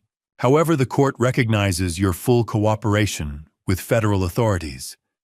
Your testimony was instrumental in the arrest and conviction of Derek Hayes. She closed the file. I sentence you to 2 years probation, 500 hours of community service, and restitution of $90,000 to the Mitchell family. You are prohibited from leaving the state and from contacting Noah Mitchell during probation. Violation will result in immediate incarceration. Vanessa buried her face in her hands. The judge looked at Michael. Mr. Mitchell, the divorce decree has been finalized. You are granted full custody of your son, Noah Mitchell. Michael nodded, face gray. We left 15 minutes later. A week after sentencing, I received a check from the FB with $220,000, the recovered funds from Preston's arrest. I sat at my desk that night staring at the check. Thought about Margaret's jewelry sold and gone forever. Thought about the 90,000 wired offshore unrecoverable.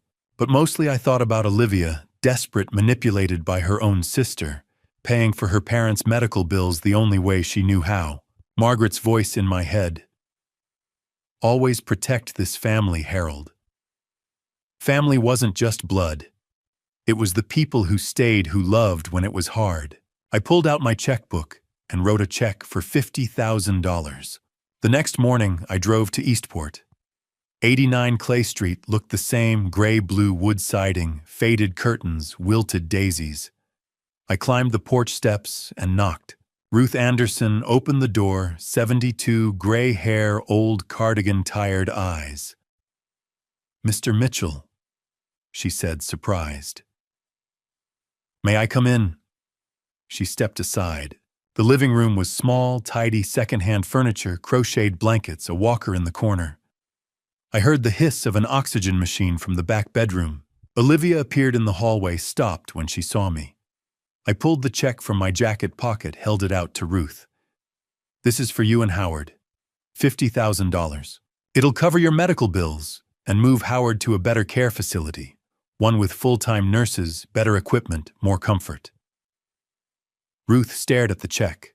Her hands started shaking. "Mr. Mitchell, I can't. We can't." "You can," I said firmly. "Olivia was caught in the middle of this. She made mistakes, but she did it out of love for you. You and Howard gave her a home when no one else would. You deserve help." Ruth started crying. Olivia rushed over, put her arms around her. "Thank you," Olivia said, voice breaking. "Thank you so much." I set the check on the table. "Use it well." 1 month later, Howard Bradshaw moved into the Annapolis Care Center on Aris T. Allen Boulevard, a modern facility with private rooms, round-the-clock nursing, and a garden courtyard. Ruth visited every day. Olivia worked part-time at a local grocery store, spent her evenings with them. 4 months after that, Howard passed away peacefully in his sleep. The funeral was small, a local church on West Street, maybe 20 people. Ruth sat in the front pew, Olivia beside her, holding her hand. Laura Griffin sat on Olivia's other side. Michael and I sat in the back with Noah. After the service, I walked up to Olivia, put my hand on her shoulder. "Your father would be proud of you." Olivia looked up, eyes red. "He wasn't my father by blood," she whispered, "but he loved me like one. He and Ruth, they saved me." "I know," I said. "And now you're saving Ruth. That's what family does." She nodded, wiped her eyes. Outside, Ruth stood by the church steps, staring at the hearse. Olivia went to her, wrapped an arm around her shoulders. They stood there together, holding each other up. Michael appeared beside me. "You did a good thing, Dad." I watched Olivia and Ruth walk slowly toward a waiting car, so Margaret would have done the same. I said. We walked back to our car. Noah climbed into the back seat, asked if we could stop for ice cream. Michael said yes. I started the engine and pulled onto West Street. The legal battles were over. The sentences handed down. The money divided as best it could be. Now came the harder part. Healing. Moving forward. Helping Noah understand. But that I thought was a challenge for another day. The hardest part was explaining it to Noah. 3 weeks after the sentencing, Michael and I sat down with him in the living room. 7 years old, too young to understand fraud or theft or betrayal, but old enough to know his mother was gone and something was very wrong. I'd been dreading this conversation since the night Vanessa walked out. How do you tell a child that his mother chose money over him, that she lied, stole, ran away with another man? You don't. You protect him. You tell him the truth in pieces he can hold without breaking. Michael sat on the couch, Noah on his lap. I sat in the armchair across from them. The late afternoon sun came through the window, dust motes drifting in the light. "Noah," I said gently, You know sometimes grown-ups make mistakes, right? He nodded, big brown eyes, serious. Well, your mom made some very big mistakes, I continued. She did some things that hurt our family, and because of that, she won't be living with us anymore. Noah's face crumpled, his chin started trembling. Did I do something wrong, Grandpa? He whispered. Michael pulled him closer, kissed the top of his head. No, buddy, Michael said, voice thick. You didn't do anything wrong. Not one thing. Dad and Grandpa love you so much. This is about choices your mom made, not about you. But where is she? Noah asked, tears spilling over. Why doesn't she come home? I leaned forward, elbows on my knees. She can't come home right now, I said. She has to. She has to fix the mistakes she made. And that's going to take a long time. Noah cried quietly for a minute, face buried in Michael's chest. Michael looked at me over Noah's head, eyes red. I cleared my throat. Noah, do you remember the nice lady who came to visit a few times? The one who looked like Mom? Noah lifted his head, wiped his nose on his sleeve. The lady who made cookies, he said. That's right. Her name is Olivia. She's your mom's sister, your aunt. She didn't know about the mistakes your mom was making. She was trying to help. And she'd like to keep visiting us if that's okay with you. Noah looked uncertain. Will Miss Olivia stay? He asked quietly. Before I could answer, I heard footsteps in the hallway. Olivia appeared in the doorway holding a plate covered with aluminum foil. She'd been waiting in the kitchen, giving us time to talk first. Hi, Noah, she said softly. I brought your favorite chocolate chip cookies, just out of the oven. She walked over slowly, set the plate on the coffee table, pulled back the foil. The smell of warm chocolate filled the room. Noah stared at her, then at Michael, then back at her. Olivia crouched down so she was at his eye level. I know I look like your mom, she said gently. That must be confusing. But I'm not her. I'm your Aunt Olivia. And if it's okay with you, I'd like to be your friend. Noah didn't say anything, just kept staring. Olivia smiled, sad but hopeful. How about we have some cookies and milk, she said. And maybe you can tell me about school. She sat down on the floor, cross-legged, and took a cookie from the plate. Noah watched her for a long moment.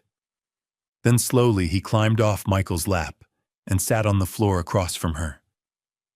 Took a cookie, bit into it. I'm in second grade, he said quietly. Olivia's smile widened. Second grade, that's a big deal. What's your teacher's name, Mrs. Patterson? Is she nice? Noah nodded, and just like that, the conversation started. The first week was hard. Noah would see Olivia and startle, eyes going wide, body going rigid. A couple of times he ran to his room crying, and Michael or I would have to go sit with him, remind him that Olivia wasn't Vanessa, that she was safe, that she wasn't going anywhere. Olivia was patient, didn't push, gave him space when he needed it. Came by twice a week, Tuesday afternoons and Saturday mornings, and always brought something: cookies, a new coloring book, a picture book from the library. By the second week, Noah stopped running. By the third week, he started calling her Aunt Liv. One Saturday morning, Olivia took him to Quiet Waters Park. They fed the ducks, played on the swings, walked the nature trail. When they came back, Noah was laughing, really laughing, for the first time in months. Aunt Liv does funny voices when she reads, he announced at dinner that night. She made the wild things sound like pirates. Michael looked at me across the table, relief written all over his face. 2 months after our first conversation, Noah's teacher stopped me at pickup. Mr. Mitchell, she said, smiling. I wanted to show you something Noah made today. She handed me a piece of construction paper. crayon drawing 4 stick figures standing in front of a house. Blue sky, yellow sun, green grass. Each figure had a label in Noah's careful printing: Grandpa Harold, Dad, me, Aunt Liv. I stared at the drawing, throat tight. He talked about his Aunt Olivia all through art time, Mrs. Patterson said. Said she makes the best chocolate chip cookies in the whole world. I folded the drawing carefully, slipped it into my jacket pocket. Thank you, I managed. That night I showed it to Michael. He stared at it for a long time, then put it on the refrigerator with a magnet right next to Noah's school photos and a drawing of a boat Cameron had sent from Miami. Margaret would have been proud. 3 weeks later, on a Tuesday evening, Olivia was reading to Noah in his bedroom. I was downstairs washing dishes, heard their voices drifting down the hallway, Olivia doing silly accents, Noah giggling. Then it got quiet. I dried my hands, walked upstairs, stood in the doorway. Noah was sitting on his bed in his dinosaur pajamas, where the wild things are open on his lap. Olivia sat beside him. He looked up at her, serious. Aunt Liv, he said quietly. Yeah, sweetheart. Will you read me a bedtime story every time you come over? Olivia's eyes filled with tears. She blinked fast, smiled. Of course, she whispered. Every single time. Noah wrapped his arms around her neck, hugged her tight. Olivia closed her eyes, hugged him back. I stepped away from the door, left them alone. Walked downstairs to the kitchen where Michael was making tea. He's going to be okay, I said. Michael looked up. Yeah, he said quietly. I think he is. We stood there in the kitchen, father and son, listening to Olivia's voice upstairs, reading about wild things and faraway places, and a boy who sailed home to where someone loved him best of all. And for the first time in months, the house felt like home again. 6 months after the sentencing, life began to find a new rhythm. It wasn't the same as before, couldn't be. Margaret was still gone 12 years now. Vanessa was serving probation in California, no contact allowed with Noah. Howard had passed away peacefully, but the house felt different. Lighter somehow, like we'd carried something heavy for so long that we'd forgotten what it felt like to put it down. Michael was healing. Slowly, but healing. Every Wednesday at 4 o'clock, Michael drove to an office building on West Street for therapy. He'd started going 2 weeks after the sentencing. At first he'd been reluctant, said he didn't need to talk to a stranger about his problems. But I'd pushed, and he'd gone. One evening, about 3 months in, we were sitting on the back porch after Noah had gone to bed. Michael nursed a beer, stared at the darkening sky. Dad, he said quietly, I don't know if I'll ever remarry.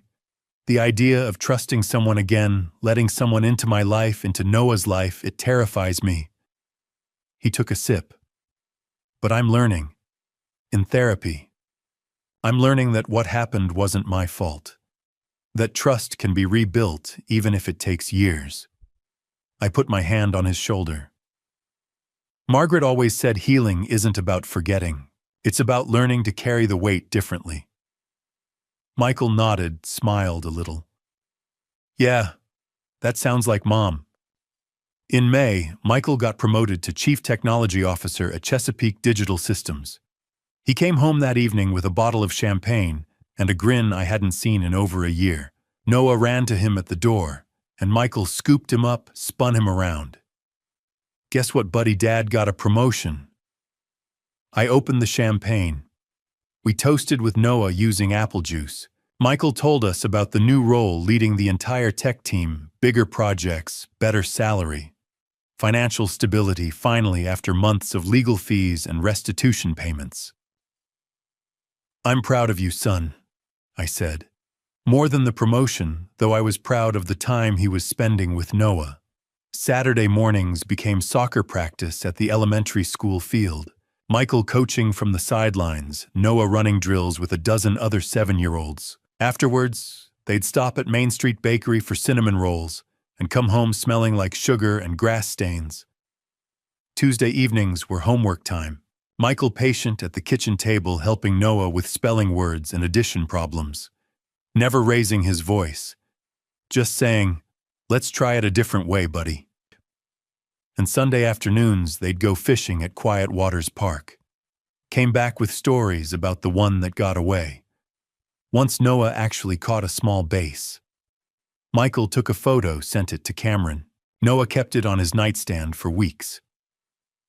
One Saturday morning, I watched from the kitchen window as Michael taught Noah to throw a football in the backyard. Michael demonstrating the grip, the spiral. Noah's throws wobbling, then getting better. Michael cheering every time. I thought about Margaret. Wished she could see this. Olivia had found her own rhythm too. She still lived at 89 Clay Street with Ruth in the little gray-blue house in Eastport. After Howard passed away, Ruth had struggled with grief and loneliness. But Olivia had been there steady. She'd taken a part-time accounting job, working remotely for local businesses. It wasn't much, but it covered bills and let her be home with Ruth. Twice a week, she came to visit us. Tuesday evenings, she'd arrive around 5:30 with groceries and cook dinner. She and Noah would set the table together. Noah chattering about school, Olivia listening like every word mattered. After dinner, she'd help Noah with his reading homework, while Michael and I cleaned up. Saturday mornings, she'd come over for coffee. She and I would sit on the front porch, talk about Ruth's health, Noah's progress, Michael's work. Easy conversations, comfortable. And somehow, without anyone planning it, she and Michael had become friends. Real friends. The kind who could talk about hard things without it being awkward. Michael would ask about Ruth, Olivia would ask about work. They'd joke about Noah's latest obsession, currently dinosaurs. They'd sit at opposite ends of the couch while Noah watched cartoons between them. There was warmth there and trust, but not romance. Both of them seemed to understand, without saying it, that crossing that line would complicate everything. Olivia was Aunt Liv, Noah's safe person, Ruth's caretaker part of the family, and that was enough. Michael said it best one evening after Olivia had left. "She's a good person, Dad. I'm glad she's in our lives." "So am I," I said. Cameron called every Sunday evening. He was still captain of the MS Ocean Majesty, still sailing the Caribbean, but he never missed a call. 6 o'clock, my phone would ring, and Noah would scramble to answer it on video. "Uncle Cameron," he'd shout. Cameron would wave from some tropical port, tell Noah about dolphins or storms or the time a passenger left a parrot in their cabin. Noah would show Cameron his latest drawing or Lego creation. Cameron would ooh and ah, like it was the most impressive thing he'd ever seen. "Your brother's living the adventure," Michael joked once. "We're living the stability." "Both are good," I said. "Different, but good." As for me, I found peace in small things. Margaret's garden. I tended it every morning, the purple irises she'd loved, the rose bushes, the tomato plants. One evening, Noah asked if he could help. We knelt in the dirt together, planted new tomatoes, and I told him about Grandma Margaret. How she'd loved gardening. How she'd believed that growing things was a kind of hope. "Do you miss her, Grandpa?" Noah asked. "Every day," I said. "But I see her in you, in your dad, in this garden." Noah nodded seriously.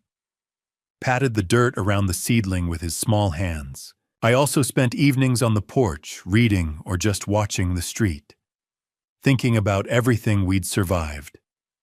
The lies, the theft, the betrayal, the arrests, the sentencing, the grief. And somehow, here we were, still standing, still a family. One evening in late summer, I sat on the front porch as the sun went down. The air was warm, cicadas humming in the trees. Michael and Noah were in the yard playing tag. Noah shrieking with laughter, Michael pretending he couldn't catch him. The screen door opened behind me. Olivia stepped out carrying a tray with 2 glasses of iced tea. She handed me one, sat in the rocking chair beside mine. "Beautiful evening, isn't it, Harold?" she said. I took the glass, smiled. "It really is, Olivia," I said. "It really is." We sat in silence, sipping tea, watching Michael finally catch Noah and lift him into the air. The boy's laughter rang across the yard like a bell. And I thought, this is what we fought for. 1 year had passed since that November morning, when Cameron called and said, "Dad, Vanessa's on my ship." I sat in my study on a quiet afternoon, the same leather notebook open on my desk. I'd filled it over the past 12 months. Observations, questions, fears, small victories. Now I turned to the last page and wrote in careful letters, "Day 365, we made it through." I set down my pen and looked around the room. Margaret's photo still sat on the corner of my desk, her smile frozen in time. The window looked out over the backyard where the garden she'd loved was preparing for winter. And somewhere in the house I could hear Noah laughing. 1 year, 365 days since the impossible call. Since I'd stood between 2 identical women and realized my daughter-in-law had been living a double life. A lot had changed, but we were still standing. Noah was 8 now, 2nd grade at Annapolis Elementary. His teacher said he was doing well, reading above grade level, making friends, no longer asking why Mom didn't come home. He still had hard days, but fewer of them. And he had Aunt Liv, who showed up every Tuesday and Saturday like clockwork, who baked cookies and read stories, and never once made him feel like he was too much or not enough. Michael was stable, CTO at Chesapeake Digital Systems, leading a team of 20 developers earning enough to rebuild what Vanessa had stolen. He went to therapy every Wednesday. He took Noah fishing on Sundays. He hadn't started dating, said he wasn't ready, might not be for a long time, but he was healing. Learning to trust himself again. Learning that Vanessa's betrayal didn't define him. Olivia had become independent. Full-time accountant, now working for 3 local businesses, making enough to support herself and Ruth. She'd moved Ruth into a smaller, easier-to-manage apartment in Eastport, closer to medical care. And twice a week, she came to our house. Not because she had to, because she wanted to. Because somehow, without anyone planning it, she'd become family. Vanessa was in California serving out her probation, working at a grocery store, living in a studio apartment, forbidden from leaving the state or contacting Noah. She'd sent a letter 3 months ago, an apology addressed to Noah. Michael had shown it to me, asked what I thought. I told him to hold on to it. Maybe someday Noah would want to read it, but not yet. Not while he was still healing. Cameron was still at sea, still captain of the MS Ocean Majesty. He called every Sunday, sent postcards from Jamaica and Cozumel and Grand Cayman. He kept a photo in his cabin, all of us together, taken at Christmas. Michael, Noah, me, Olivia, Ruth. A new kind of family portrait. And me, I was 68 years old, 12 years a widower, still living in the house Margaret and I had bought 40 years ago.